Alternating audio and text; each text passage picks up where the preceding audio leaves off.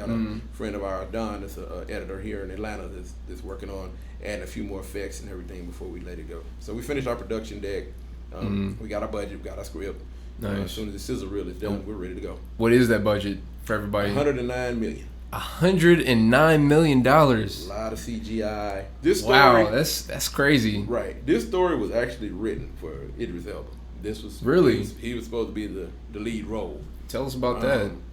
I'm Andre, and this is the Speak Your Life Podcast, where we talk about everything as it relates to education, careers, values, mentors, and anything to do with purpose. We do this one impactful conversation at a time, whether it's solo dolo with yours truly or our amazing guests to share stories, industry insights, encouraging words, and calls to action that can help you get closer to your why. Become a part of the Speak Your Life community by subscribing today to the podcast and following us on Twitter, Facebook, and Instagram at Speak Your LYFE, because life without your why is meaningless.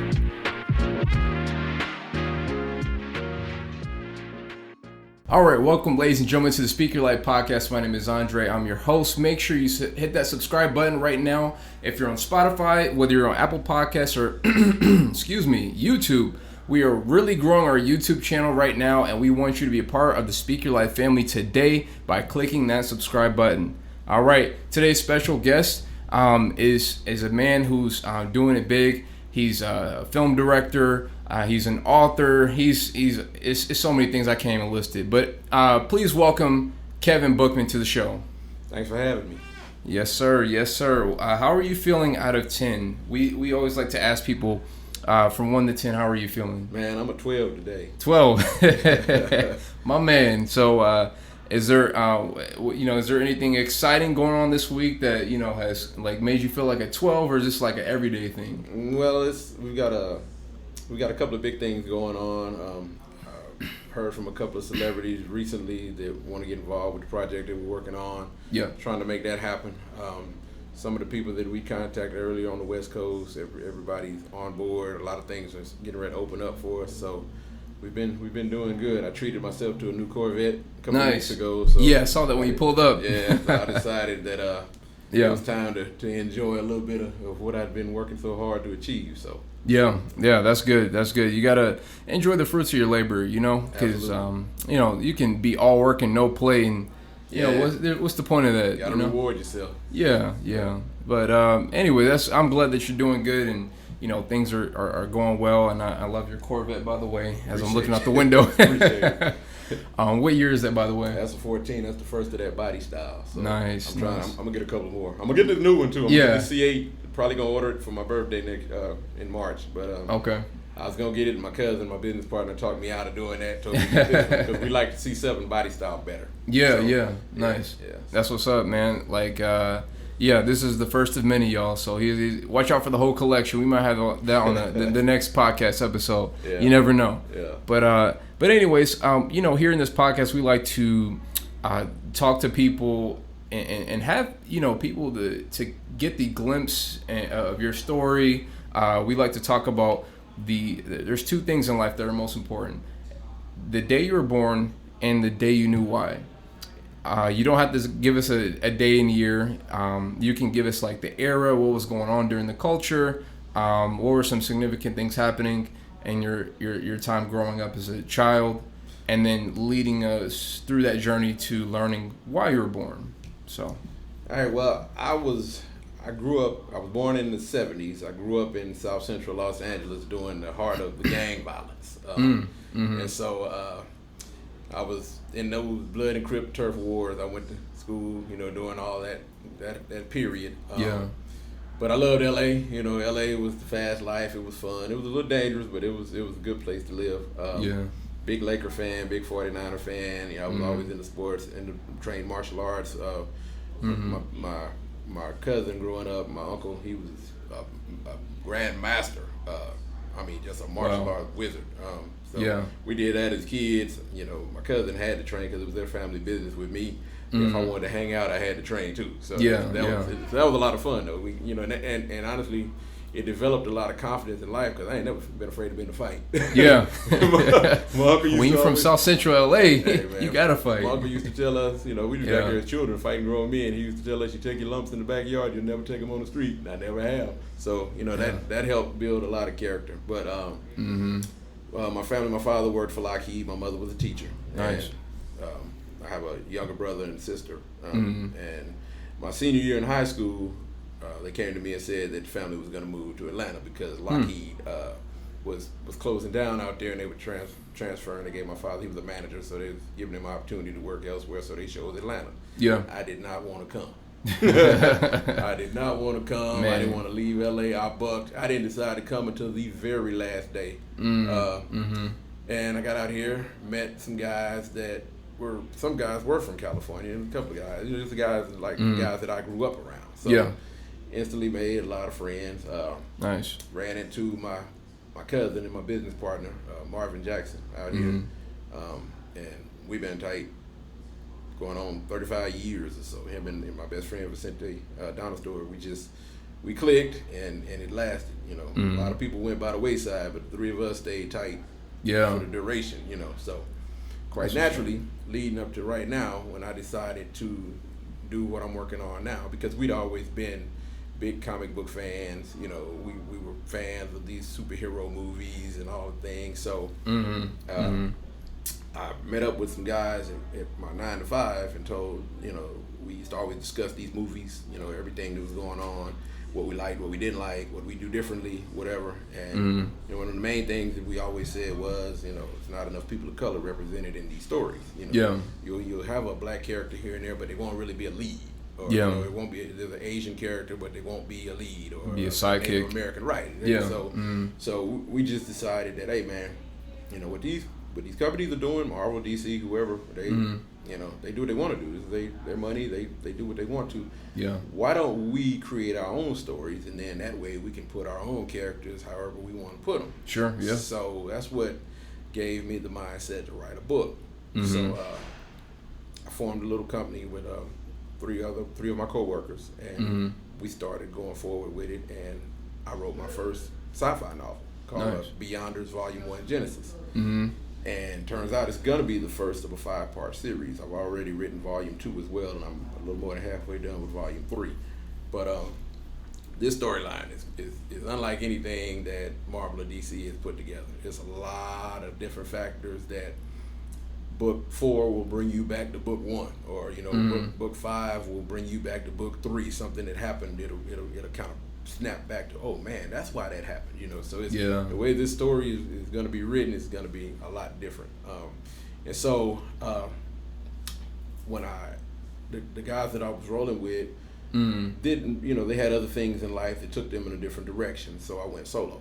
Yeah. And when I went solo, I decided, okay, I'm gonna form my own company. So that's where I came up with KB1 Entertainment. So when I decided to form KB1 Entertainment, I got with my cousin Marvin Jackson, and I was like, look man, I'm getting ready to go out on this business venture. You down? He was like, hell yeah. So he jumped right in.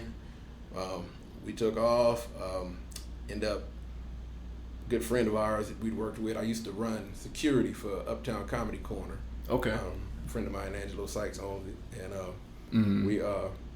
we worked there. His aunt Anita Bracey was an author as well, and so she kind of gave me a little bit of inspiration on writing.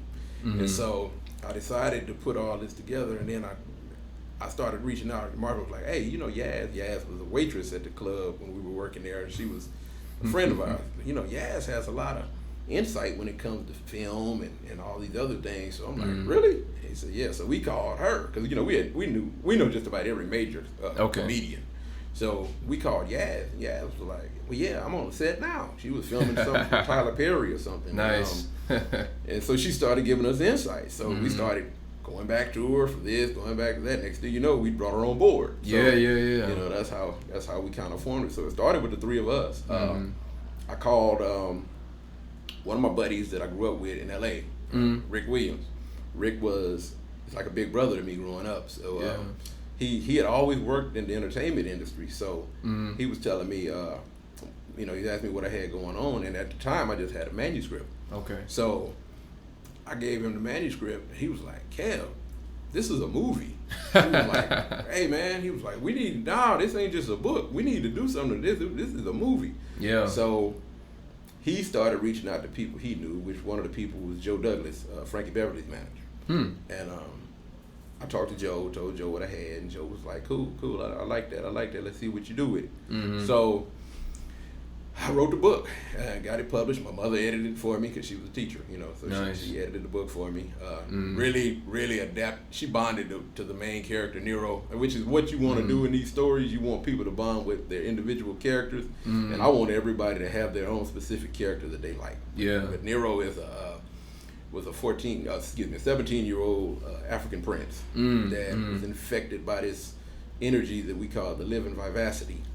Interesting. And the energy basically gave Nero 100% control of his brain capacity, and also aged him into a 40-year-old man, but he's immortal, so he'll never get any older than that. Oh, wow. But he can literally do anything that comes to mind. So my mother fell in love with this character. So published the first book,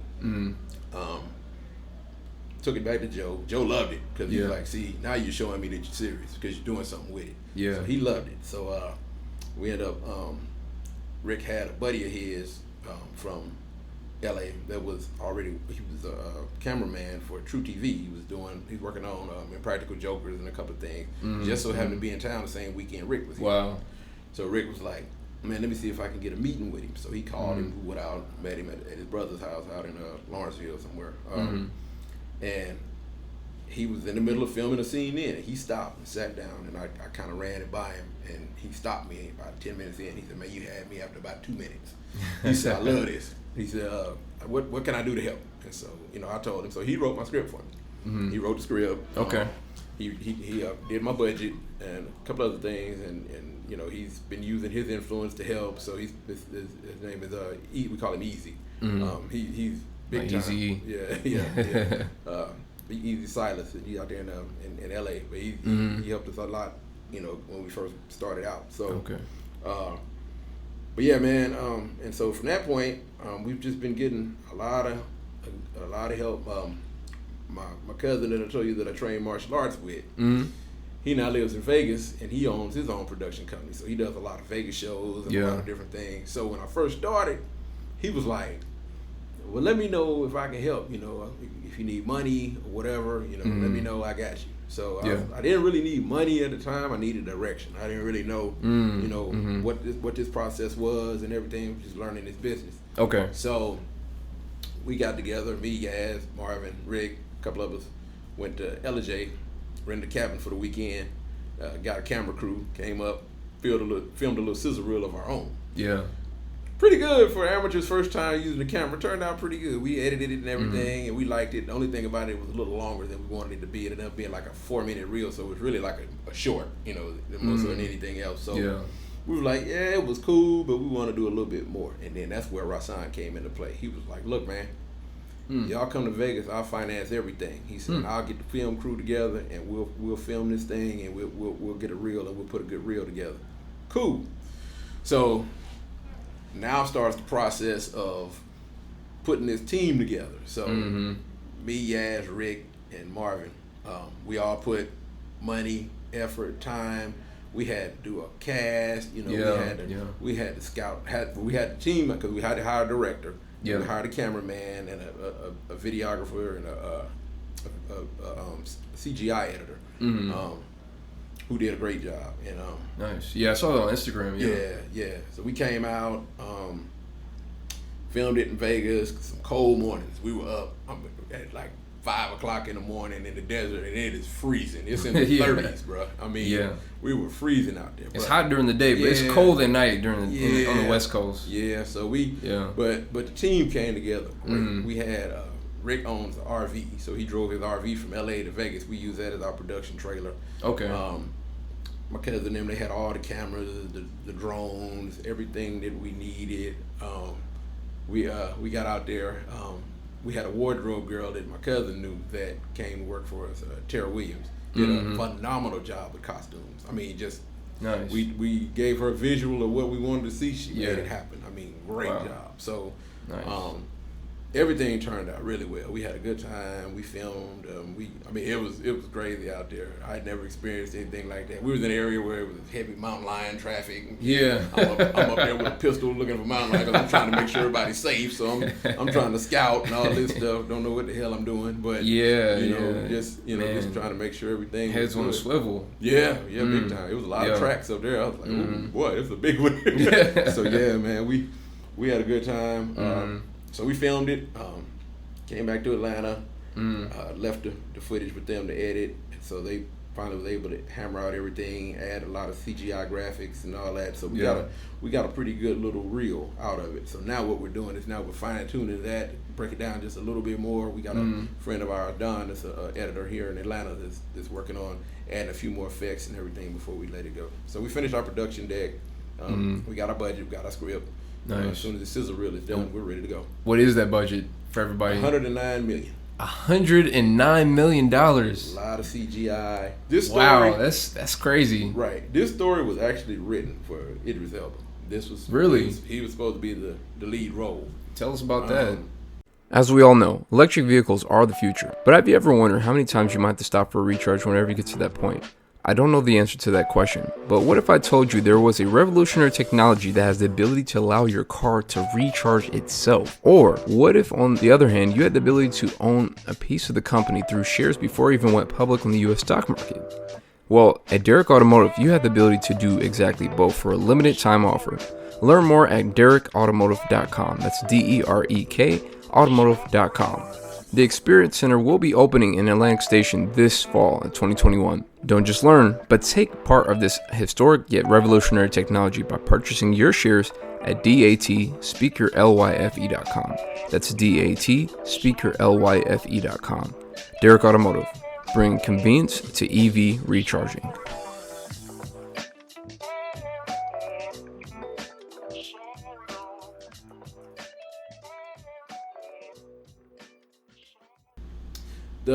Like I say, the Nero started off as a 17-year-old kid, and then he was aged into a grown man. So Idris just kind of fit the role because Nero has dual personalities.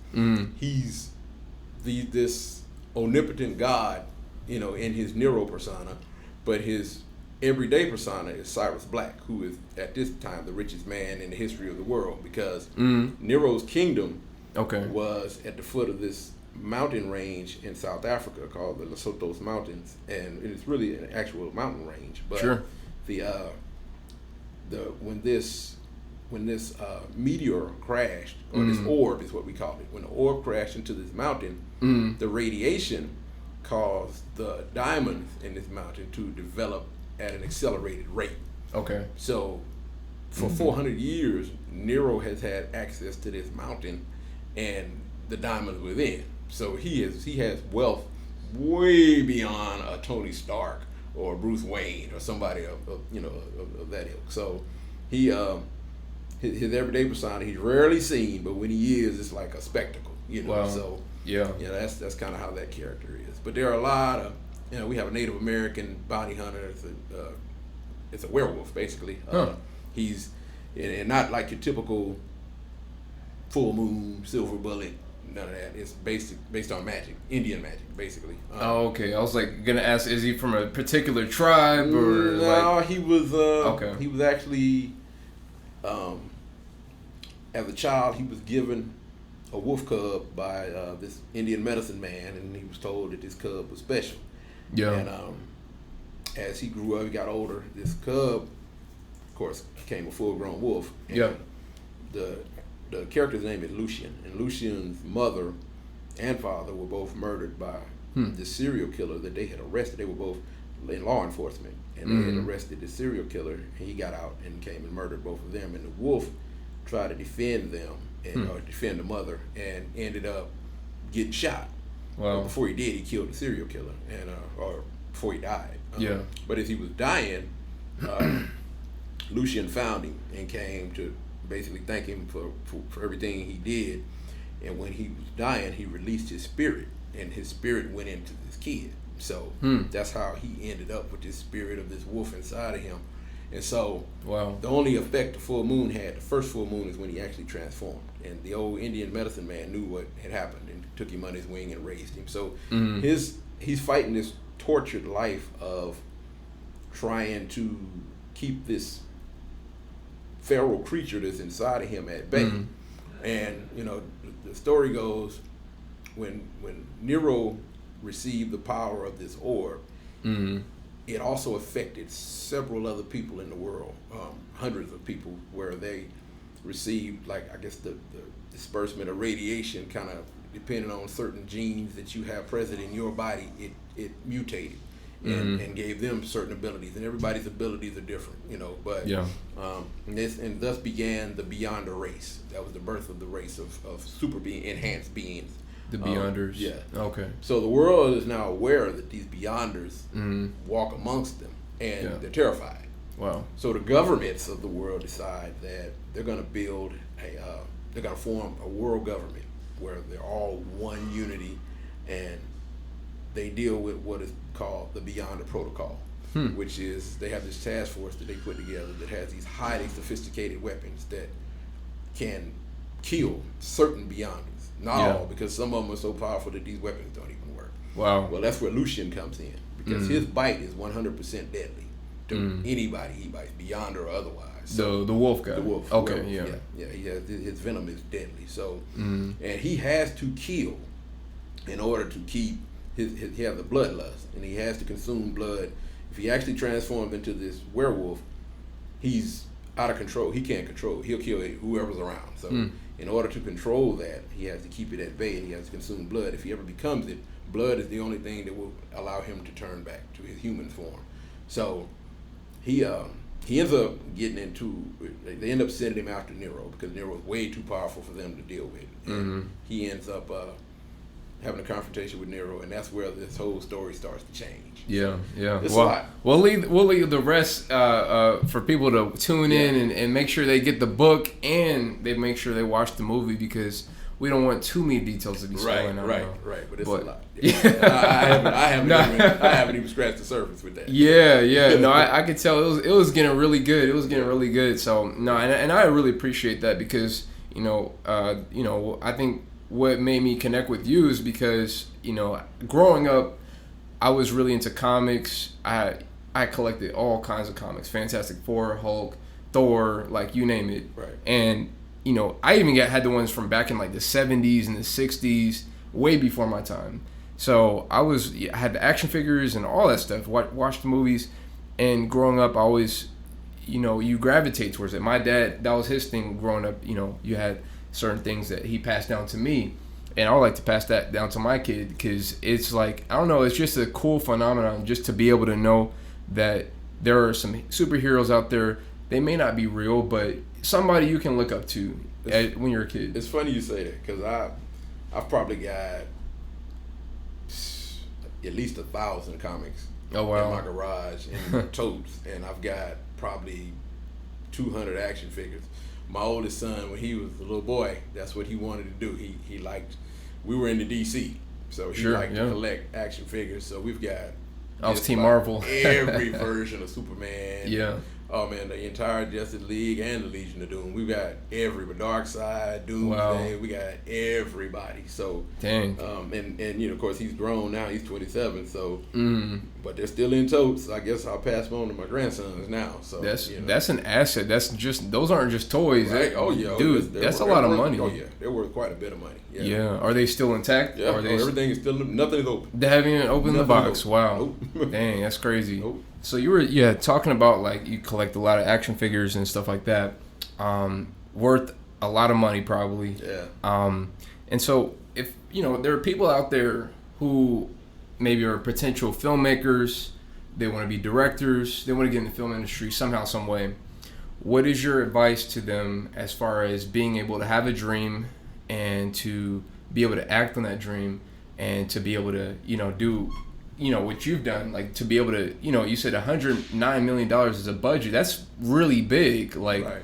You're doing it without being a part of Marvel. You're doing it without being a part of like a huge, name brand or something like that. So that's really awesome. The main thing is you got to do your homework.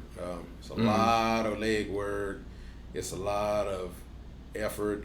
With me, you know, my whole thing was I wasn't even thinking of doing films. I was thinking of doing books. You know, I'm a creator. I'm a writer. So I was just trying to come up with good content, because I think that's what really holds people and brings them into you know, becoming fans of a certain storyline or a certain, you know, whatever it is that you're doing. If the story's not interesting, people won't stay. And you know, it's kind of a little different with movies, because a lot of times movies, it'll be a trash movie with great special effects, and some people will love it, you know, because, you know, the story, like, they just love the action scene. So, you know, based on that, it just it's up to who, you know, to a certain individual and what they like. But if this is an industry you want to get into, number one, put the right people around you, because it's not something that's easy to do by yourself. You need people.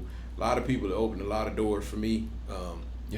And like I say, going out, I had no idea what I was doing with this, and just so happened that Yaz did, Rick did, you know, and Marvin was willing to support any and everything that I wanted to do, and that included financially. So we're both out. I can tell you, we're out of thousands, tens of thousands of dollars over you know, what we've been doing. And when they say it takes money to make money, that's real. That's the truth. That's real. That is absolutely true. That's because, you know, our thing is we don't take any shortcuts. We don't want to. There may be easier and cheaper ways of doing things.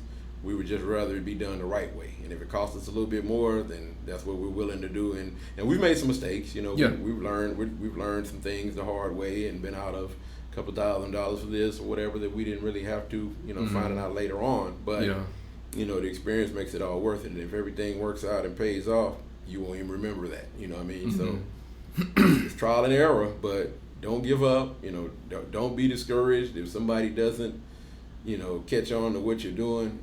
Honest to God, everybody that I've presented this to seems to like it. I've never had anybody that didn't. But, you know, at the same time, a lot of people may offer assistance or may offer this, that, and the other, and it might not be exactly what you need at the time, but if it's all positive, hey man, just be gracious with it all, stay humble, stay focused. That's the main thing. And just believe in yourself. That's it. Nice. Love it. And you know, as we wrap it up here, we always like to ask everybody, if life was like a house, what is one foundational pillar your life would stand on? Loyalty. Yeah. You got to have that, because, you know, like you talked about earlier, surrounding yourself with the right people. You know, for them to be loyal to you and you to be loyal to them. Loyalty between each other is priceless. Right. You there's no dollar amount that you can pay for. You know, to have true loyalty amongst people that you're especially doing business with. So, and the people in my circle, you know, this is years of trust and relationship building, and you know, I put a post on my Facebook page yesterday just thanking my team, you know, because they've been everything that I could have imagined and more. You know, my sister has joined the team. Tracy Davis, she's our promoter. And I've got a couple other people that have come on board to try to help us to get things done. And man, it's been great. Nice. And then last quick question. We like to say, you know, question of the day, something like a random question. And today's question of the day is, if you could have one person that you really want on your next film, who would it be and why? If you could choose anybody, dead or alive, who would it be and why? That's a good one. Because I know you mentioned Idris Elba earlier, but maybe there's somebody else out there that you're like, man, I would really like this person to be on. Let's see. I say you caught me all going with that. We've got or do you have like a top 3 favorite or top 2 favorite? I think to make it easier. Geno Seeger would make the perfect Lucien for our stories.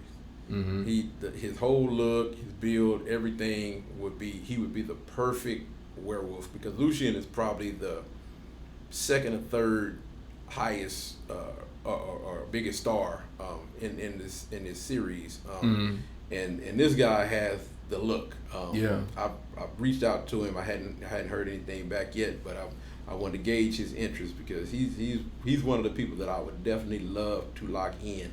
A lot of the other characters are wide open. You know, sure. we have hopefuls, but outside of Gino and Idris, I hadn't really just thought about it. Yeah, hammered in on who else I would definitely like to have. One of the characters, which I played in our sizzle reel, his name is Osiris the Destroyer. He's the god of destruction. I often thought of Ice Cube's son. Yeah. O'Shea Jr. playing that role. Nice. He's kind of got the look. That look, that tough character. Look when he's out to destroy everybody. Right. But this guy, he's not what he seems to be at first. You find out as the stories go on who he really is. He's really a hero, but you wouldn't know that in the beginning. But I could see him playing that role. I've discussed that with my casting manager, and so when the time is right, we're gonna reach out. We got a couple of things going on next month with some studios in LA that we're gonna be involved with some things with. But and of course we're rolling out our movement. I'm Not Your Enemy, which is it's gonna be huge, and I think that it could really make a lot of change in the world. And so we, as a company, we've got a lot going on. All of these this Beyonder series, which the Beyonder Protocol is what we call it, the series of books and movies, is just the beginning.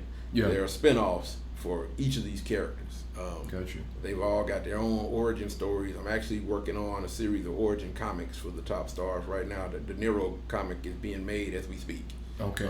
So that should be out by maybe the end of the month. Or at least be finished.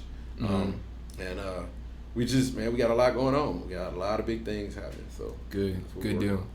All right. Well, thank you so much, Mr. Bookman. And we want to conclude by having some words about the whole movement of "I'm Not Your Enemy" by Yasmin. So stay tuned. Don't leave us just yet.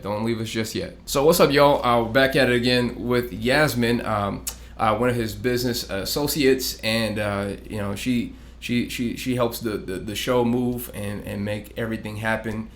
So we wanted to have her discuss really quickly on the movement that Kevin had just talked about, the "I Am Not Your Enemy" movement. So Yasmin, can you tell us about that, and what was the concept, the origin, and how you guys are moving? Okay, so I Am Not Your Enemy is really a tagline, and it starts off as something that Nero constantly uses as a warning shot, if you will, for anyone he could possibly be in combat with before it gets into fisticuffs, blast-offs, I'm about to take your life, I'm about to send you out in orbit. Hey, think about your choices, sir. I'm not your enemy.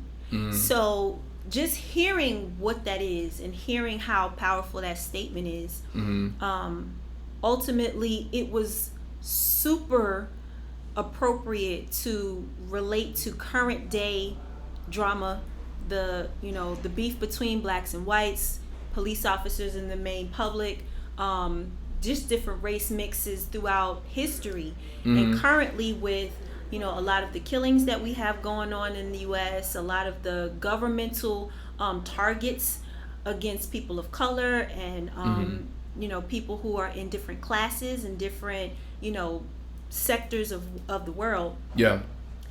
It's not just a tagline anymore. This has always been our fight. This has always been our mantra. This has always been our cry. It has never been just something as simple as just a piece of a few words on a page. Think about it. Everybody can relate to the fact that you don't want to be seen as opposition everywhere you go and with whatever you do. So we wanted to turn that into a movement because of the fact that it's going to be super relatable. Not only that, but that's a hinge for the rest of this wagon to click onto to push the project forward, because it's relatable across the board. Okay, good deal. Well, thank you so much for sharing that piece of information. And be sure, guys, to we'll leave a link below that includes their Instagram, their website, and everything, how you can connect, and also purchase the Beyonders book on Amazon today. So anyways, thank you guys again. Make sure you hit that subscribe button, whether you're on Spotify, Apple Podcasts, or especially on YouTube. We want you to subscribe. So anyways, thank you guys. Love you guys, and we'll see you in the next episode. Peace.